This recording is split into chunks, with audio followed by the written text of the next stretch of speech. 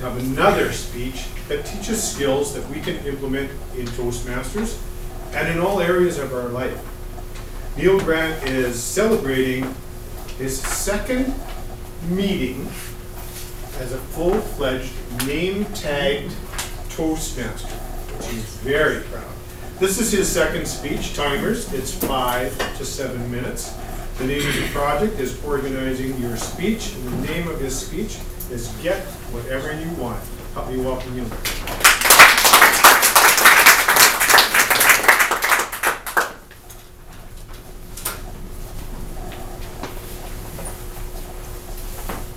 Mr. Toastmaster, fellow Toastmasters, and welcome guests. Florence was an amazing swimmer. And this is something that started at a very young age. Like Melody, she loved the water, and her winning in swimming started young. She won her first competition when she was just 10 years old. But she soon learned that her real strength was in open water, long distance swimming. She began swimming on the ocean in front of her hometown of San Diego. In 1950, Florence May Chadwick became the first woman to swim across the English Channel in both directions. And she set a record for the fastest woman to swim from England to France in just 13 hours. After she conquered the English Channel, her next challenge was to swim from the California coast all the way to Catalina Island. This was an incredible feat, not only because of the sheer distance.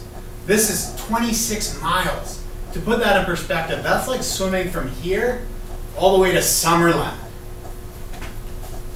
This is also a remarkable swim because that water is freezing cold. But here's the kicker. It's also notorious for being shark infested.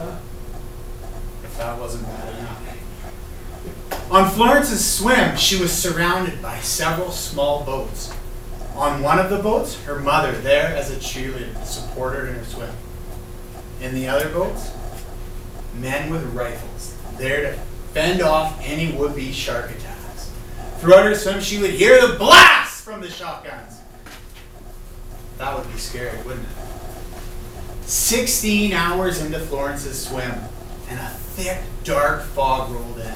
So thick, she couldn't see more than 10 feet in front of her. After a while of swimming in this dark fog that she couldn't see, she said to her mom, "I don't think I can do this any longer." An hour after she first said that, she threw in the towel. She asked to be pulled in the boat. She quit. They got in the boat and they drove the rest of the way to find out that she was only 1 mile short of where she wanted to be. When asked why she quit, she said, "I couldn't see where I was going. I didn't know where I was going." 2 months later, Florence set off to Catalina Island again. And this time, 16 hours into her swim, that same thick, dark fog rolled in. But this time, Florence completed her challenge. And when asked how she did it, when that same thick, dark fog rolled in, she said it was because she kept a mental image of the Catalina Island coastline in her mind the whole time.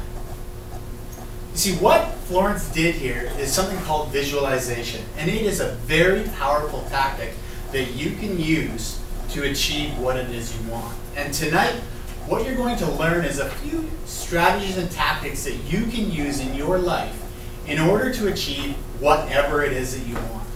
It doesn't matter if you have a physical challenge that you want to meet like Florence's, or you want financial goals that Raminder may help you with. If you meet after, he has a business card, he'll give it to you. But also, if you maybe you just want a better relationships or family life, this could also help with that. So the first thing that you want to do is figure out what it is that you want.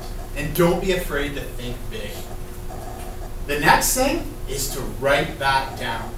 Here's the thing. If you have a goal and it's written down, you're twice as likely to achieve than if you hadn't. yet only 3% of the adult population have goals that are written down. The next thing you need to do is make sure that each of your goals have a deadline. So they say the best goals are SMART goals. That stands for specific, measurable, achievable, realistic, and time-bound. So always have a deadline. The next thing that you're going to want to do is make a list of all of the things that are getting in the way or preventing you from achieving your goal. What are the obstacles? Why haven't you achieved this already? The next thing you want to do is make a list of all of the people whose help and support will allow you to achieve your goal. Next, create a list of all of the things that you think you're going to need to do to achieve that goal.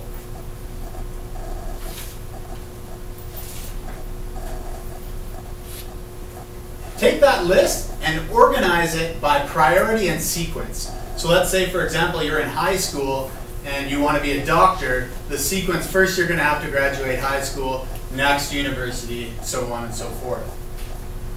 The next thing you want to do is make some plans ahead of time of what the things you're going to do in order to achieve this. Because if you have a plan, just like Ian said earlier, having a plan of how you're going to achieve your goals, it makes it 10 times more likely that you're going to achieve your goals. And what you want to also do is schedule out your time ahead of time. So we're not just going in and going about our day as it happens. What we're doing is we're planning out our time ahead of time.